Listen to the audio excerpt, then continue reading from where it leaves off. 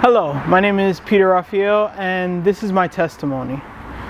I was born into a Seventh-day Adventist home, went to a Seventh-day Adventist school. I had the perfect environment to grow up to be a good Christian. However, we all know that it's not the environment that determines your Christianity. I remember in second grade, I got dropped into a public school, and like a dry sponge dropped in water, I began absorbing the world around me. And as time went on, my desires to be more like the world grew. And to the point where even in middle school, they assigned me mandatory counseling for me and my family in an attempt to determine what the problem was. Now, you might think that an experience like that would change a person's perspective, would have them change their ways. But instead, it simply showed me that I had to compartmentalize. I could not be the same Peter in the street that I was at home.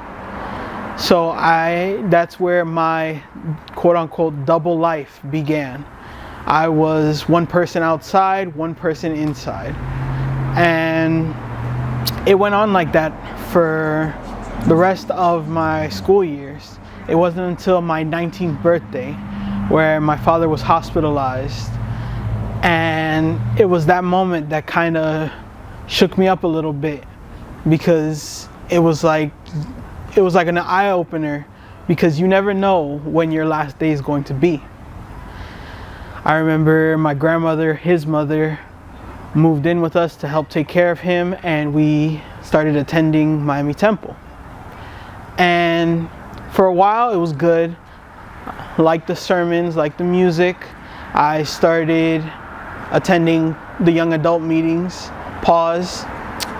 I had Blair, who was keeping track of me, making sure that I attended and that I stayed involved. It got to the point where I was even considering baptism. But the devil always knows what to throw in your life to throw you off track. I got a promotion at my job, and I became so busy with work that church was an afterthought. It became even worse when I got my own car, because I would drive myself to church, park in the parking lot, and sit there contemplating whether I really felt like going inside. And in the time that it took for me to make a decision, church service was already completed. So I would be driving to church, sitting, thinking church would be done, and I'd be going home without stepping foot into the building. And that went on till about 2020, when the job I had furloughed me. I was out of work for a while until they decided to start calling people back slowly. I thought it would be a good idea to go back. However, it turned out that it wasn't a good idea to go back. However, I can't say that, because if I hadn't gone back, then I might not be where I am today. God found me in that situation, and I remember sitting in my room one night, and I did the same prayer that Peter did. He went and he said, "Lord, save me." And I simply saw him move things in my life.